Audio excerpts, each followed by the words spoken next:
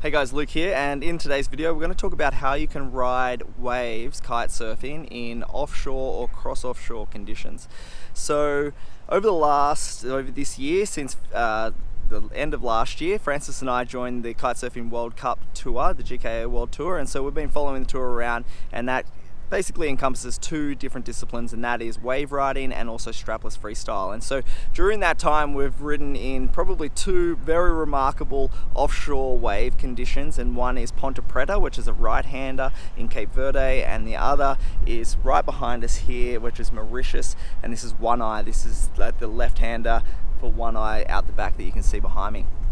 Absolutely epic feeling riding offshore conditions, and I know that if you find them, then you're gonna really enjoy riding like that, because you can get that sensation of surfing. And so this video, I just want to give you some tips for what we've learned over this year. And one of the coolest things about joining the tour is watching all of the legends of the sport really perform at the top level and get tips from them about how you can improve your riding in cross-offshore or offshore wave riding. So first, I'm just going to talk a little bit about the orientation for how that looks, and then some tips for how you can get out there, ride waves in offshore conditions for the first time, and then also improve to increase a lift your level. So as you can see behind me, we've got One Eye surf spot. So basically it's a big long reef that's running all the way from there all the way down to there, and you can kite it pretty much the entire way. The wind is kind of hitting me in the face, so you can see the wind is sort of blowing straight out and over that wave, pointing out to the ocean. And what that does is allows that wind to really come up the wave, keeps the wave super clean, but it does change the way that you kite. So if you can imagine, this is the reef behind me, it goes a bit like that, and we've got the wind kind of coming on this sort of angle. That's an arrow there blowing off here, and because the reef sort of bends around, it's quite interesting, because at the top of the reef what you have is slightly more cross offshore conditions, and then at the end of the reef you have slightly more offshore conditions as that sort of bends around and makes it more offshore. And even just that subtlety makes it quite different when you're riding, because if you have the wind basically blowing cross shore like this, then you can imagine that's wind blowing down the wave, and what that means is as you start riding at the kite, you either have to move the kite a lot because of the wind, or you sort of your kite needs to drift a lot because you're heading straight at it. The cool thing about the cross offshore is because you're going this way, the wind's coming sort of this way, what you're really doing is you're kind of tacking across the wind still, but the wind's blowing behind you and the waves coming from your back and heading towards you. So I'm a regular stance rider, so that means that I basically am on my backhand for this particular wave. And what you'll do is you start to get onto the wave, you're starting to head this way, and you're really driving upwind when you do that, because the wave's pushing you straight upwind because you're heading straight towards, the wind's blowing into your face. And as you do that, you pull the kite, right? It pulls the kite forward, and it really loads up a lot of power in the kite because the wave is generating that force that drives you upwind. Once you get on the wave, because you're heading across the wind at this point, the kite can just stay almost perfectly still, and that lets you just start to do your turns without moving the kite much. So for the very first time that you want to ride in a cross offshore, you can pretty much just pull onto the wave, let the kite sort of sit there at about 45 degrees, call it, and then start doing your turns and going down the line, and the kite will continue to pull forward, because what you're really doing is either driving upwind with the waves power or across the wind as you start to go down the line. So it's a really cool feeling because of that, but there are a couple of things that you can do to really improve your turns with that sort of offshore. Something that is pretty interesting that happens is, because of that kite's power, particularly if the waves are about head high or bigger, you really loads up a lot of power when you are going down the face. So you might be going down the face, you come for a bottom turn, you come off the top, and then as you're driving back down the face again, you'll feel that kite really load up, and you have to sheet all the way out in order to control the kite, and it might even try and pull you off rail because of the amount of power that it basically generates. So a tip for riding in sort of offshore conditions is you want to sort of be slightly underpowered while you're tacking. So when you're going back out, you don't want to be really powered up, right? You want to be slightly underpowered. You want to have enough to get through the waves and the break, of course. But that way, when you pull back onto the wave and you start riding it, you'll have a better power, a more controllable power when you actually drive down the face and you feel that loading you up.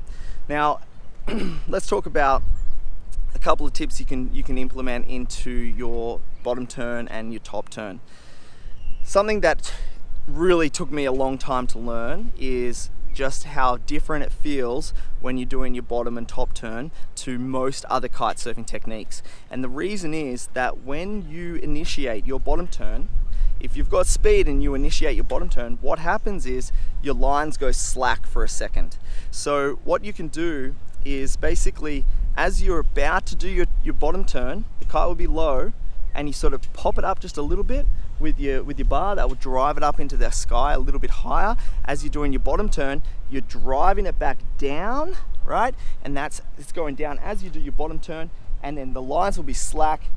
You hit the top, do your top turn, lines still even a little bit slack, and then as you drive down the face again, you'll catch it and you'll bring the kite back up. That's sort of the technique that we've learned by watching all of these top level riders, and it really does work nicely. I mean, it's sort of what you need to do in order for the kite to pull you back down into the wave. So you have to sort of get that slack line, complete your turn as if you were surfing, because that's what it is. As soon as that kite goes slack, there's no power anymore that's pulling you through that turn like you might be used to when you're kiting. So you have to complete that surfing bottom turn and top turn, and then actually catch the kite as you're going back down.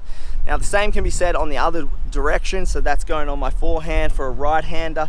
It's the same, it's a bit easier on the forehand where the kite will be off the back, okay? So it feels like the kite's really off the back of the wave while you're going, and you'll basically be going along the line, the waves sort of forming up, you're looking down this way, and the kite's sitting out there, and then as you drive down the face, it will load up as it pushes into the wind again, really be sheeted out, probably trying to control it. You initiate that bottom turn by flicking the kite up a little bit, and then driving it down as you're coming up, and then as you hit the top turn, your lines will probably be slack. You'll feel that sort of jerk as it re-engages, and then you drive back down the face and do it again. It's so much fun when you dial it. I mean, it is like really has that sensation of kiting. The waves are clean, you can get barreled, so that cross offshore conditions allow you to get barreled because the kite will sit sort of in front, so in that area where you could get into the barrel and come out, but the lines get caught up in the lip and stuff, and that's still something I'm working on. It's hard, I find it really difficult to get into that barrel and definitely come out, so that's something that we're still working on here. Yeah, so that's about it from me. I mean, Francis, do you have some tips for the people? Some wave riding tips? Awesome. Yeah, for sure. I found, yeah, definitely it's easier to go out, to tack out to the wave underpowered, like Luke said. Sometimes, like if the wind drops too much, it can be tricky. I had one heat at Ponte Preta that the wind was just like so light, it was hard to get to the peak. Which brings me to my next point of, because the wind is blowing offshore, your kite's trying to pull you off the back of the wave. So you really need to try and stay in the critical section of the wave, which can seem scary, but if you go out too far on the shoulder, and it can be hard because you start accelerating down the wave so quickly, but if you're too far out on the shoulder, like not where the wave is actually like breaking and curling, but on the shoulder where it's softer, less scary, but it's harder to try and work your way back down the face.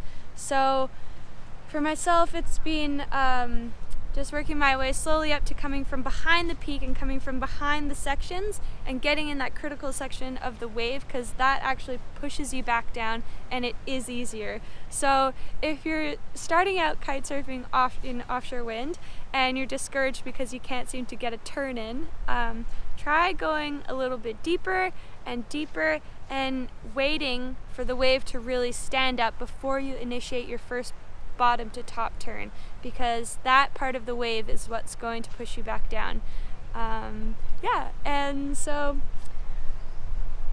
yeah, that was a big one for me. And always make sure you're wearing a leash, a leg rope on your surfboard whenever it's offshore, because the wind is going one way, the waves are going into shore, and if you lose your board, then that can be really tricky. So this is the one time that it is safe to wear a leg rope, and it's also another safety. Like if you have to ditch your kite for whatever reason, then you still have your surfboard. So that it's a big comfort for me too. And yeah, it's been a lot of fun.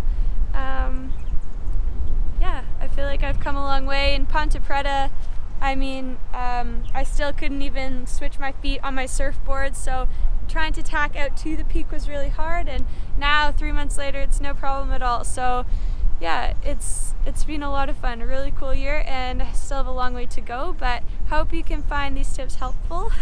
And good luck on your own journey. Thanks guys.